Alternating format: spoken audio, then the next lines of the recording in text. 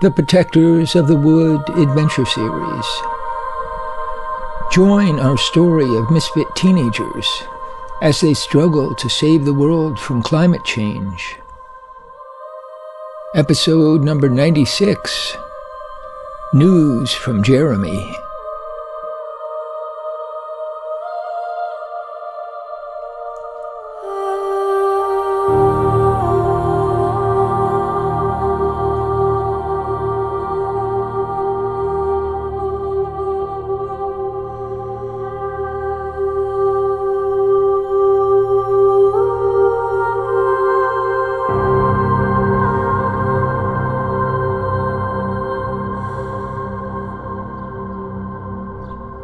Abby and Jeremy sat on the churchyard grass and shared their knowledge about the Protectors of the Wood. Their conversation focused on the energy project that Jeremy had recently joined. He warned Abby that the leader of the project was the mysterious "He whose name shall not be spoken." Don't worry. I avoid that subject. Mostly, I'm just working on creating gardens and orchards here in the churchyard, and some other things we'll skip over for now. But I would love to learn more about the energy project. I know it's getting bigger and bigger. There's that whole operation near Half Moon. I don't know how they manage that. You're probably talking about the biogas side of it. We've been producing more than you might think, but I wouldn't suggest that for heating your cottage here in the churchyard. There are safety issues, and we're not trying to publicize it at this point. But we can heat your cottage with what you've got right here, and it's very safe. It's more like a science fair project. I think Chi-Chi will help us. We'll need to borrow the wood chipper. I'm sorry to say, I don't think Allison will allow it. Of course she will. You'll see. Abby was beginning to get excited. Did Phoebe and George tell you about the youth council meeting tomorrow in the church basement? It actually sounds more like a community meeting. It's all ages. I'll be there. I heard Tuck's sermon yesterday, and I spoke to Phoebe today. Did she tell you about the idea of giving festivals and raising money? Of course. I told her to count me in. Well, maybe this compost idea could be an attraction. Maybe people will want to see it. I don't know. You think people would be interested? But let's try it. She clapped her hands. I'll learn from you, and I'll teach you about gardening, and you can help me create the gardens here. God knows I need the help. How much time do you have? Hold up. That's the problem. Jeremy was silent for a few seconds. Abby could see the thoughts buzzing around in his mind. He finally spoke. I really want to, but give me a couple of days to think about my job and talk to Jim. And then there's the band. He looked off into the distance. Very hard choices. Abby suddenly had a new idea. Jeremy was watching her. Could you do me another favor? Anything. Mention this on the download to Chi-Chi. Ask him if it's something we should be doing. Ask if they want us to do it. On the side now, just the two of you. I understand. I'd be happy to, but what if he's not sure? You're quick. Yes, that's probably what will happen. He'll get back to you in a few days. Jeremy glowed with satisfaction. Abby was thinking. Well, he hit the target on that shot in the dark. I see. we're a team on a mission, but we don't run the show. I won't forget. They smiled at each other. So, I'll see you Tuesday night at 7. That's the big event. Sure, I'll be there. By the way, I'm a little worried about your guitar. I rode it over here on my back, and I kept hearing a sort of clanking sound. Aren't you going to open it? Don't worry. That's my collection of penny whistles.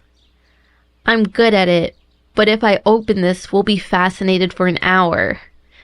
And I'm starting to get nervous. Tuck is always warning me against hanging out with friends here in the churchyard. Only for work, he says. He doesn't realize this is work. It's our work. I see. Well, I've been sitting here too close and too long, visible to the public.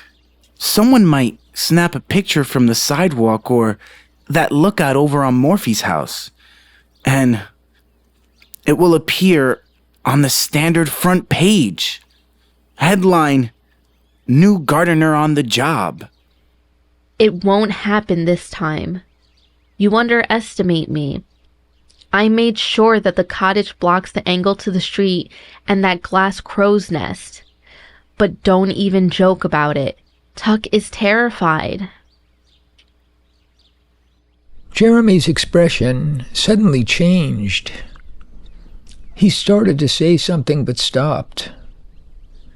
Abby saw that he was hesitating and was immediately curious. She felt that she knew him well already and could read his thoughts and feelings at a glance. Okay, what is it? You've got something important. Oh, just thinking about the way they're watching you. Has anyone given you the phone rules? What? No, what's that? Rules for using, just even carrying a cell phone. It's part of the protector's rule. For example, when I'm on duty in the forest, I can't carry any phone. Stuff like that. Now that we get phone reception everywhere, it's a problem. Just thought I'd let you know. How come no one tells me anything? Not that I'm surprised. I suspected this already. Abby felt annoyed, isolated from people and information she had a right to. Don't be mad. I'll help you. This whole situation is changing fast. We'll both share and get up to speed. Abby smiled with relief. I can't tell you how good that sounds. It really helps. They were too embarrassed to look at each other. Okay, see you soon. And thanks for everything. My pleasure. They both scrambled up. Jeremy was still smiling as he walked quickly down the yard and out of the gate. The setting sun shone in Abby's eyes as she watched him go. Had a friend a while ago. Had no reason to fear her. She gave me a picture of a bright blue boy. She gave me an oval mirror. Don't you know I was sorry to see her go, baby, oh no. And oh, if you want me so, I'll be there for you. Just ask me to play and I'll know what to say. If you come around today, you won't be in my way. Oh no, baby, not you. And oh, there are questions I know.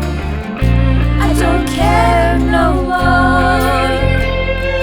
Why don't we just dive into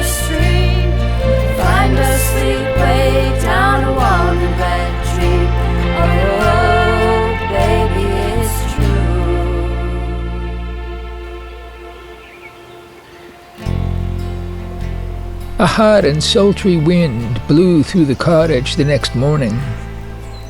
Abby had planned a full day of outdoor work.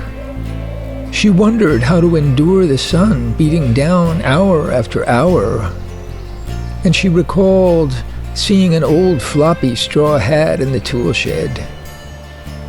She tried it on. It was absurdly too large, but had a drawstring under the chin. She decided to wear it. Who was going to see me anyway? Let these stalkers check out my hat.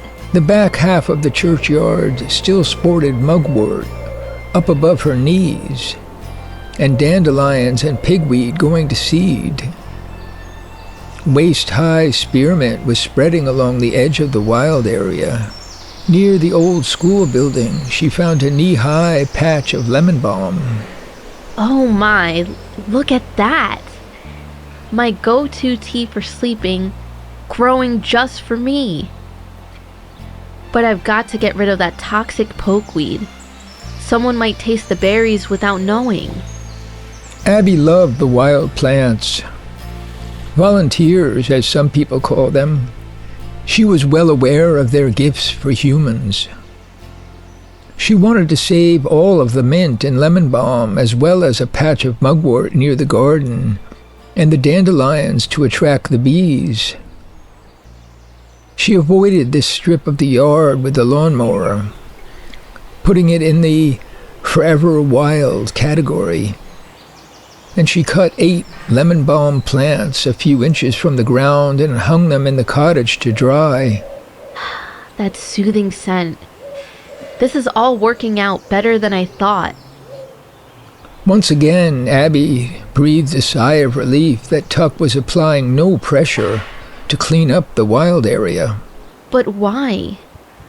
Does he just like the wild area? Isn't he worried about being accused of negligence? I love the wild area, but it's just not normal for a place like this. Soon the yard showed off a new eccentric appearance. A combination of forest, overgrown meadow, garden, and lawn. But it still needed more color, especially near the sidewalk. Abby could see that the strip between the forsythia bushes and the wrought iron fence used to be filled with 3 or 4 long rows of flowers. The remains of spring daffodils and tulips were slowly deteriorating there. At least I should spread a few wheelbarrows full of hummus over the area, but I really need a dozen flats of summer annuals. Maybe marigolds, snapdragons, cosmos, nasturtiums, echinacea. There's so many possibilities, but I need them for free. It's too late to plant anything from seed. In a few weeks, I'll bury the bulbs for next year. Abby wondered if Allison, the owner of the Middletown Garden Center, might have a few flats of summer annuals to give away. Maybe Allison will be at the Tuesday night council meeting. Tuck seems to be inviting everyone. Maybe I'll see Allison there. Abby was spreading the dark soil from the mulch pile over the flower garden when Tuck appeared at the side door. His expression set her on guard. He walked slowly, reluctantly, and with a frown. Uh-oh. Here comes bad news of some kind.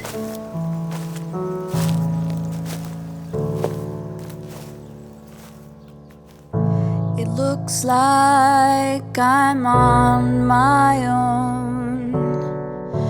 No one to light on my way. I hear the wind howl and the water rage. Will it ever be break of day? They say all these rivers are flowing. Don't be afraid, you must go where they're going. In the night like a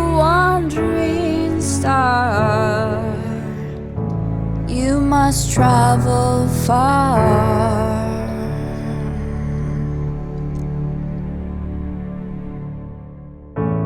We're all lost in a crazy world, and bound for danger, I say. Hear the wind howl and the water rage. There must be rocks ahead, I said. All these rivers are flowing. Don't be afraid, you must go where they're going. In the night, like a wandering star, you must travel far.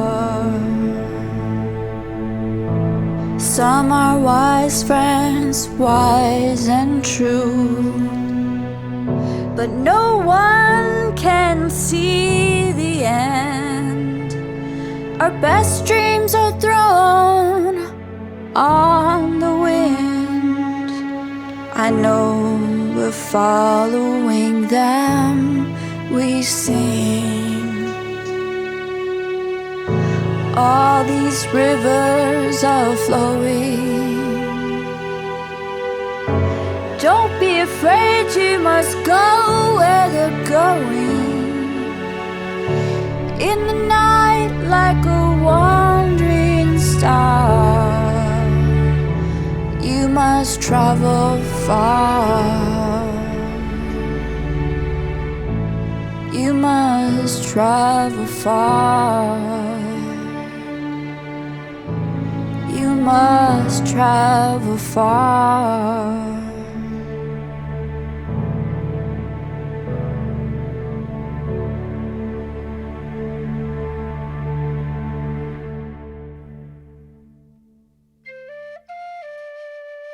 Thanks for listening to the Protectors of the Wood adventure series.